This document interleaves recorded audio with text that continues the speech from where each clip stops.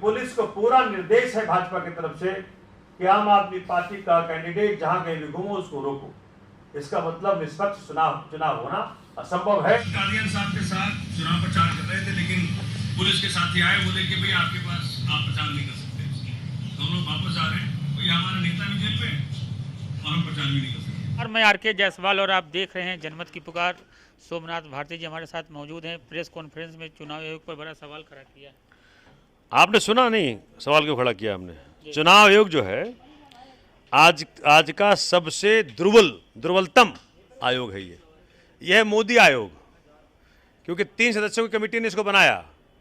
2 सदस्य उसमें, एक में मोदी हैं और एक में मोदी के व्यक्ति हैं। तो 3 में 2 वो, तो चुनाव आयोग किसका? मोदी जी का।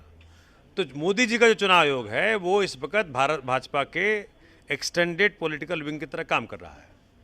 अब वो क्या करेंगे? भाजपा को मदद करेंगे। कैसे मदद करेंगे? तो ईडी को इस्तेमाल करके आम आदमी पार्टी के नेताओं को जेल में बंद कर दो, किसी पॉलिटिकल पार्टी का जो मेन अकाउंट है उसको फ्रीज कर दो, फिर जो उम्मीदवार हैं उनको प्रचार न करने दो। ये हो क्या रहा है देश में?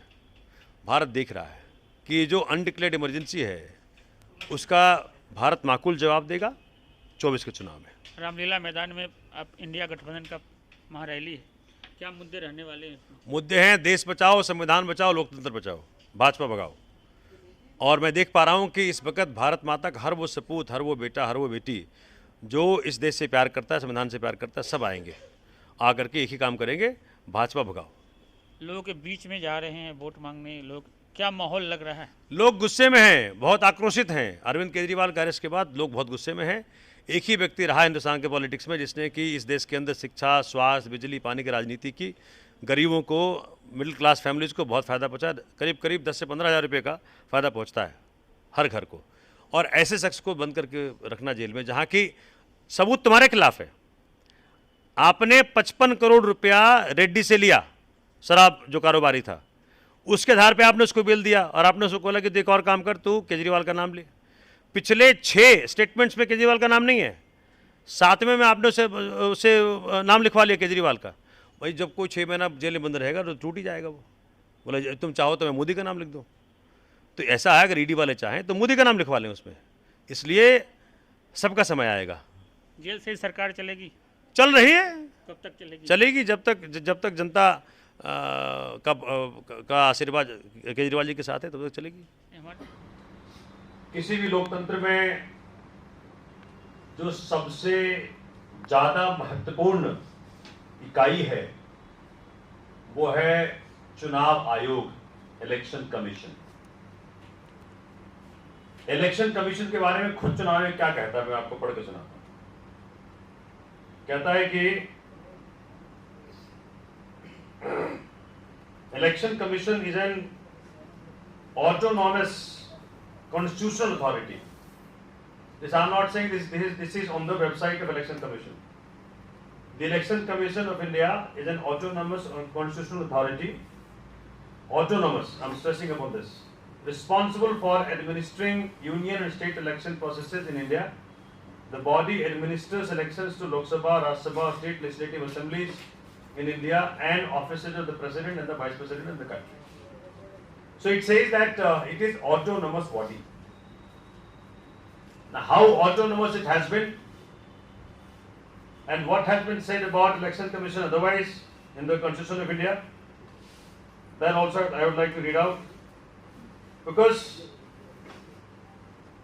in the given situation here in India, what Article 324 of Constitution of India says, that election process in India is solely to be run by Election Commission and nobody else.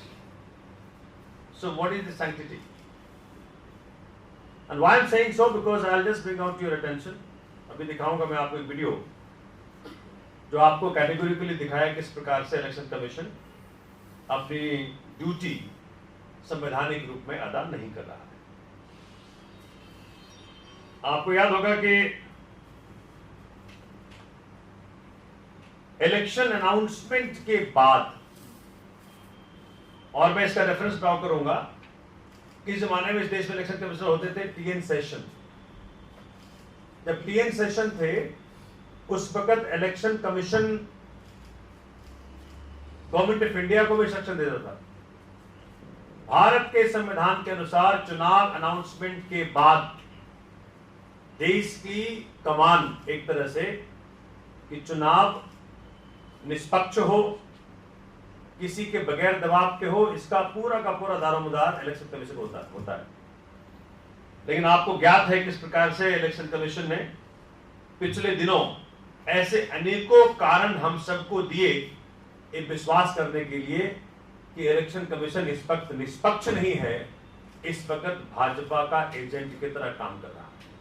मैं चाहूंगा, मैं इसको पूरा दिखाऊंगा आपको, मैं चाहूंगा एक वीडियो दिखाऊंगा आपको, वीडियो दिखाएगा। हम लोग इस वक्त कादियान साहब के साथ चुनाव प्रचार कर रहे थे, लेकिन पुलिस के साथी आए, बोले कि भाई आपके पास आप प्रचार नहीं कर सकते।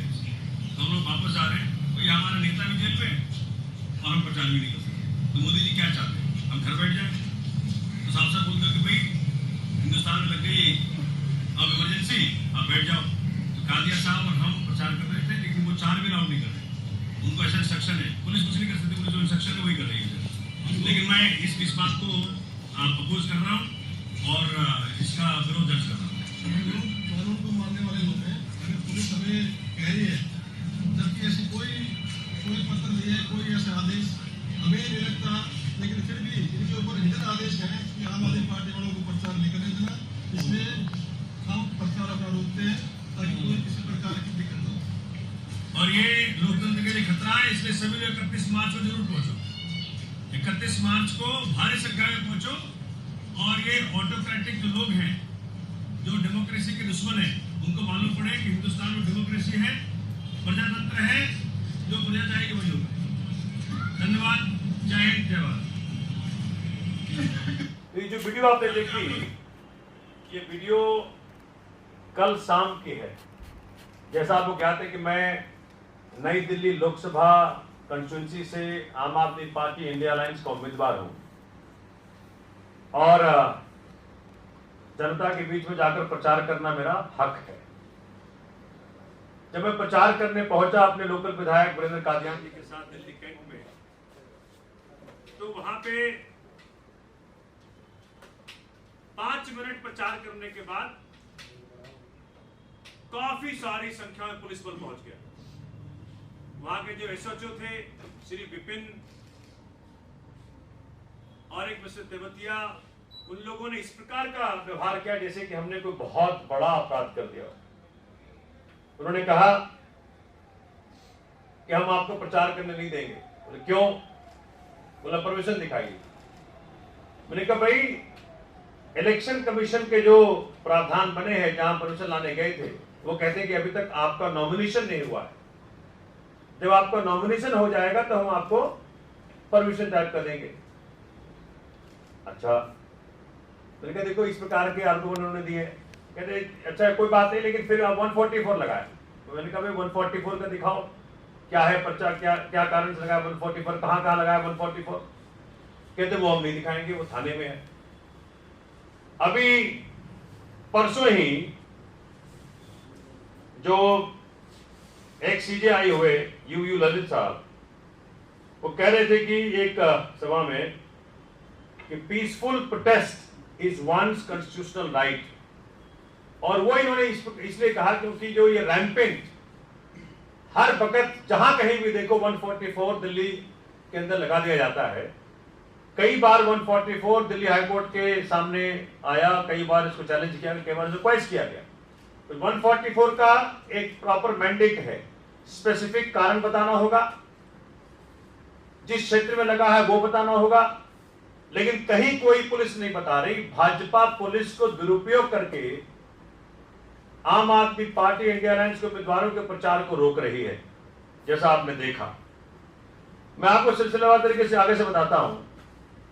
चुनाव अनाउंसमेंट के बाद चुनाव फ्री एंड फेयर हो, इसका दायित्व इलेक्शन कमीशन यानी चुनाव आयोग के पास है। 21 मार्च को उन्होंने इस देश के नेशनल पार्टी आम आदमी पार्टी के मुखिया को गिरफ्तार कर लिया। इलेक्शन कमीशन चुप बैठा है।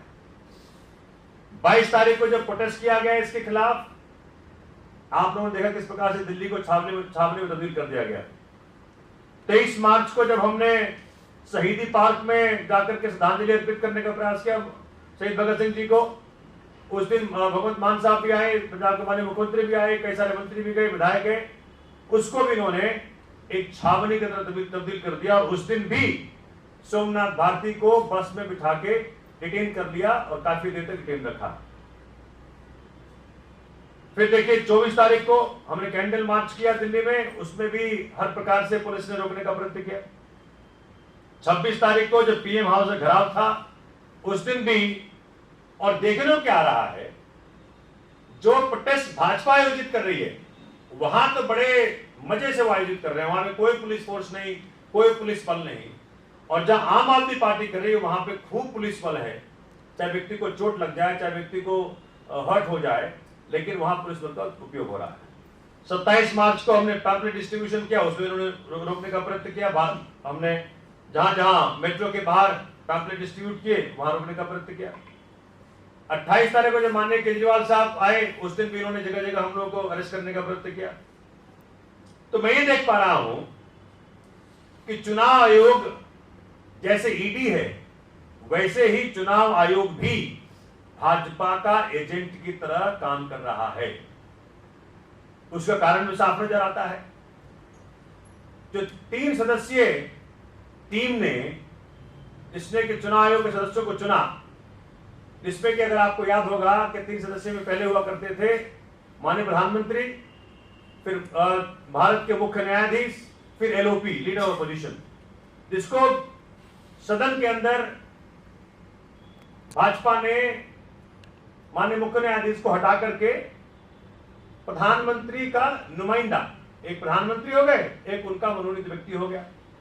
जब 3 में से 2 लोग उन्हीं के होंगे, भाजपा के होंगे, तो क्या निष्पक्षता के साथ चुनाव आयोग काम करे, कोई रॉकेट साइंस नहीं जानने के लिए। इसलिए मैं आज आपके माध्यम से दिल्ली और देश को बताना चाहता हूं कि एक तरफ भाजपा ने मेरे सीनियर नेताओं को अरेस्ट कर लिया है, माननीय सिसोदिया साहब हो, जैन साहब हो, संजय सिंह जी हो, माननीय मुख्यमंत्री अरविंद केजरीवाल जी हो, तो मेरे सारे नेता अरेस्ट कर लिए। फिर जो उम्मीदवार के रूप में मैं उतरा हूं, तो मुझे प्रचार नहीं करने दे रहे, मुझे डिटेन करके रख रहे हैं। तो ना तो मैं प्रचार करूं, ना मेरे पास नेता हो, तो मैं प्रचार कैसे करूंगा। ये चुनाव आयोग की ड्यूटी है कि वो निष्पक्ष रूप से चुनाव हो सके, इसके लिए कदम उठाए। और मैं इस प्रेस कॉन्फ्रेंस के माध्यम से सारी बातें उनके समक्ष ला रहा हूं। अगर वो निष्पक्ष हैं तो इस पे एक्शन लेकर के दिखाएं। दूसरा, केजरीवाल साहब ने जब उनको पेश किया गया 22 तारीख को, तो वो जो बात कही मुझे, मैं आपके माध्यम से दिल्ली देश को बताना चाहता हूं। मैंने कहा सर क्या करना है। केजरीवाल साहब ने कहा कि सोमनाथ, हम लोग पैदा हुए हैं देश की जनता के लिए, देश के लिए, मरने के लिए, मिटने के लिए, हम वही करेंगे। जिस प्रकार से भगत सिंह ने अंग्रेजों का सामना किया, उसी प्रकार से इस वक्त देश का हर वो व्यक्ति जो देश को प्यार करता है, देश से मोहब्बत करता है, भारत माता से प्यार करता है, उसी प्रकार से हर वो व्यक्ति इस वक्त तानाशाह से मुकाबला करना पड़ेगा। ये माननीय केजरीवाल साहब के शब्द हैं। तो मैं इस माध्यम से कहना चाहता हूं कि इलेक्शन के मैंने आपको इंस्टेंसेस दिए, और यहां तक कि जो 29 मार्च का जो आपने वीडियो देखा, उसमें मैंने कहा कि ठीक है भाई, हम 4 आदमी हो जाते हैं, 44 लगा हुआ है। कह रहे 4 भी नहीं घूम सकते आप, 4 भी नहीं घूम सकते। इसका मतलब क्या है कि पुलिस को पूरा निर्देश है भाजपा की तरफ से कि आम आदमी पार्टी का कैंडिडेट जहां कहीं भी घूमो उसको रोको। इसका मतलब निष्पक्ष चुनाव होना असंभव है। इलेक्शन कमीशन इसका संज्ञान ले। धन्यवाद।